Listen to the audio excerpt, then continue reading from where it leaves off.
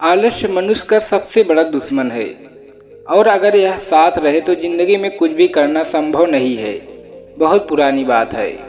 एक गांव में एक गिरधारी नाम का एक आदमी रहता था। वह बहुत आलसी था और उसे इस बात का बोध भी था। वो इससे परेशान रहता था। वो आदमी इस बात से परेशान रहता था कि कैसे मैं आलस्य को अपनी जिंदगी से अलग करूं। एक बार वह कहीं जा रहा था। उस रास्ते में एक पेड़ के नीचे गौतम बुद्ध ध्यान मुद्रा में दिखे। वो आलसी व्यक्ति गौतम बुद्ध से कहता है, हे महात्मा, मेरी मदद कीजिए। मैं अपने आलस्य से बहुत ही ज़्यादा परेशान हूँ। आप ही कोई उपाय बताइए जिससे हम अपने आलस्य से छुटकारा पा सकें। गौतम बुद्ध ने उस व्यक्ति से कहा, पहले मुझे यह बताओ कि तुम्हें क्यों लगता है कि तुम आलसी हो। आलसी आदमी कहता है, सिर्फ मुझे ही नहीं, मेरे परिवार के सारे सदस्य और मेरे आसपास के सभी लोगों को ऐसा लगता है कि मैं आलसी हूँ। महात्मा बुद्ध ने फिर उससे पूछा, क्या तुम जानते हो आलस्य होता क्या है? उस व्यक्ति ने कहा, नहीं महात्मा, मैं नहीं जानता, किंतु मैं इतना जरूर जानता हूँ कि आलस बहुत बुरी चीज़ है। इसकी वजह से मेरे जीवन में बहुत नुकसान होता है। मेरा कार्यभार बिगड़ता है और हाँ, इसी आलसीपन के कारण लोग मुझ पर भरोसा नहीं करते, जिम्मेदारी नहीं सौंपते। महात्मा बुद्ध बोले, जिस परेशानी से तुम छुटकारा पाना चाहते हो, पहले उसके बारे में पूरी जानकारी हासिल कर लो, फिर उससे छुटकारा पाना आसान हो जाएगा। आलसी व्यक्ति बोला, हे महात्मा, इतनी समझ तो मुझ में नहीं है। आप ही मुझे इस समस्या के बारे में जानकारी दीजिए। महात्मा बुद्ध बोले, आलस एक मानसिक अवस्था, एक विचार है जिसे जाने अनजाने में हम खुद ही पैदा करते हैं। आलस दो मूलभूत कारणों से पैदा होता है। पहला है शारीरिक और दूसरा है मानसिक। शारीरिक कारणों में पहला कारण है गलत तरह का भोजन करना। हम सभी जानते हैं कि हमारे शरीर को भोजन में ऊर्जा मिलती है और यही ऊर्जा अगर प्राकृतिक वस्तुओं से मिले तो हमारा शरीर इससे अच्छा ऊर्जा प्राप्त करता है, जैसे कि फल, सब्जियां आदि। यदि हम निर्जीव वस्तुओं से ऊर्जा प्राप्त करते हैं तो यह हमें आलस्य की ओर ले जाता है। दूसरा कारण है हमारे शारीरिक गतिविधियां। गौतम बुद्ध ने अपने शिष्यों की तरफ इशारा करते हुए कहा, देखो, इनके चलने फिरने बैठने के तरीके में तुम्हें क्या अलग नजर आता है। जब आलसी व्यक्ति कुछ समझ नहीं पाया तब महात्मा बुद्ध ने उससे कहा, मेरे शिष्य जब भी बैठते हैं तो उनके रीढ़ की हड्डी एकदम सीधी होती है। चलते हैं तो उनके दोनों पैरों के बीच अच्छे से संतुलन बना रहता है और जब सोते हैं तो उनका शरीर एकदम शिथिल होता है। ऐसा करने से उन्हें रात्रि में एकदम सही तरीके से नींद आती है। आलसी व्यक्ति बोला, लेकिन नींद तो आलस्य का ही एक स्वरूप है। महात्मा बुद्ध बोले, हाँ, अगर उसे जरूरत से ज़्यादा मात्रा में लिया जाए तो। बुद्ध ने इस बात को आगे बढ़ाते हुए कहा, नींद कम मात्रा में लोगे तो तुम्हें अगले दिन थकान महसूस होगी, पर ऐसा करने से ज़्यादा आलस्य शरीर में आएगा। नींद ज़्यादा लोगे तब भी यही परिणाम होगा। इसीलिए नींद को न ज़्यादा न कम लेना, बल्कि एक सही मात्रा में लेना अति आवश्यक है। आलसी व्यक्ति बोला, हाँ, यह तो मैंने भी अनुभव किया है। महात्मा बुद्ध बोले, अब मानसिक कारणों के बारे में जान लो। महात्मा बुद्ध का मानसिक कारणों के में सबसे पहला कारण बताते हुए कहा, हमारी पुरानी गलत धारणाएं। अक्सर ऐसा होता है कि हम पहले जिन कामों में असफल हो चुके हैं, हमारे अंदर ऐसी भावनाएं बन जाती हैं कि हम उस काम में हमेशा असफल होते रहेंगे। इसी वजह से हम उस काम को करने में आलस्य आता है। ऐसे धारणाओं से छुटकारा पाने का एकमात्र उपाय है, यह है हमें अपने मन को समझना चाहिए कि पिछली बार जब हम उस काम में सफल हुए थे तो हम उसके बारे में जितना जानते थे, अब हम उसके बारे में कुछ ज़्यादा जानते हैं, क्योंकि असफल होने के बाद हम उस काम से काफ़ी कुछ सीख चुके हैं।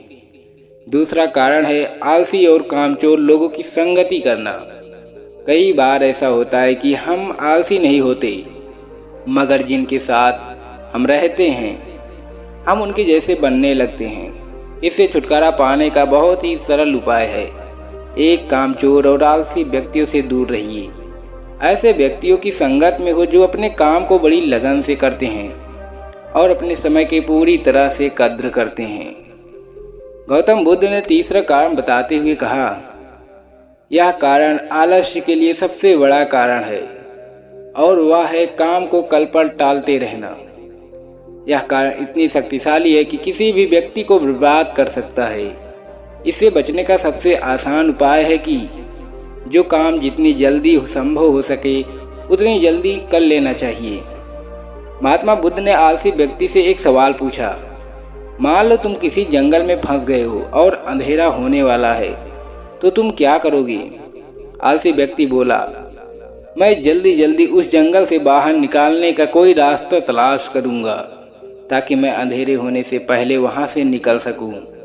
गौतम बुद्ध बोले, अगर तुम्हें काफ़ी देर ढूंढने पर भी रास्ता ना मिले तो तुम क्या करोगे?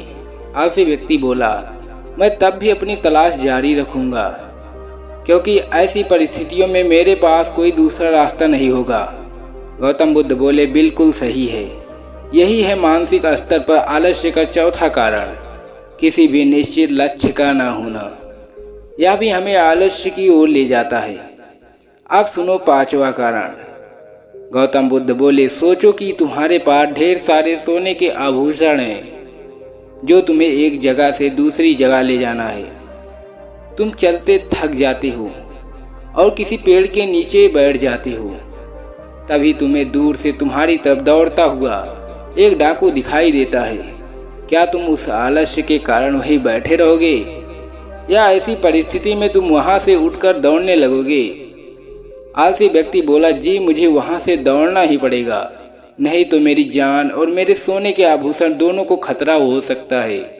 बुद्ध बोले, यानी कि तुम्हारे पास एक ठोस वजह होगी दौड़ने के लिए। यही है आलस्य का पांचवा कारण, यानी कि किसी भी काम के लिए एक ठोस वजह का न होना। वह आलसी व्यक्ति महात्मा बुद्ध की बातों से अत्यंत संतुष्ट हुआ और बोला कि महात्मा, मैं अब आलस्य के बारे में सब कुछ समझ चुका हूँ। मैं इन सभी कारणों पर काम करूँगा, अपने आलस्य को भी दूर कर दूँगा। दोस्तों, आलस्य का रोग जिस किसी के जीवन को पकड़ लेता है फिर वह संभल नहीं पाता। आलस्य एक ऐसी चीज़ है जो शरीर और मन दोनों को कमज़ोर कर देता है। आलसी व्यक्ति जीवन भर लक्ष्य से दूर भटकता है और कभी भी अपने मुकाम तक नहीं पहुंच पाता। कई बार व्यक्ति कुछ करने में समर्थ भी होता है, फिर भी उस कार्य को टालने लगता है और धीरे धीरे कई ऐसे अवसर होते हैं जो उसके हाथ से निकल जाते हैं। फिर पश्चाताप के अलावा और कुछ नहीं बचता। आज नहीं कल यही आलसी व्यक्तियों का जीवन सूत्र है। शायद आलसी व्यक्ति यह नहीं सोचता, जंग लगकर नष्ट होने की अपेक्षा मेहनत करके घिस घिस के खत्म होना ज़्यादा बेहतर है। वेदों में लिखा है कि उठो और जागो, इस जीवन को जो प्राप्त करने आए हो उस लक्ष्य के लिए जुड़ जाओ। आलसी वह नहीं जो काम नहीं करता, बल्कि वह जो अपनी क्षमता से काम नहीं करता। आलसी सिर्फ यह नहीं कि जो अपने दायित्व के प्रति ईमानदार नहीं होता, बल्कि वह भी आलसी है जिसे अपने कर्तव्य का बोध नहीं होता। क्षमता से काम करने पर भी हमारी शक्ति क्षीण हो जाती है और हम अपनी सीमित ऊर्जा में बंधकर उसका सही उपयोग नहीं कर पाते। आलसी व्यक्ति अकर्मण्य होता है, इसीलिए उसे दरिद्रता भी जल्दी आती है। आलसी व्यक्ति उत्साहित न होने के कारण जीवन में अक्सर असफलता का सामना करते हैं और सफल होने के लिए जरूरी है कि हम आलस्य को त्याग दें और पूरी क्षमता से अपने मुकाम की ओर बढ़ें और उसे जल्द से जल्द हासिल कर सकें। तो दोस्तों, हमें विश्वास है कि आज की ये वीडियो आप लोगों को जो पसंद आई होगी, तो वीडियो को लाइक और अपने दोस्तों के साथ शेयर जरूर करिएगा और हमें ऐसे ही सपोर्ट करने के लिए चैनल को सब्सक्राइब और घंटी बटन को जरूर दबा दीजिएगा। तो चलिए मिलते हैं ऐसी किसी और वीडियो में, तब तक के लिए अपना ख्याल रखें। धन्यवाद।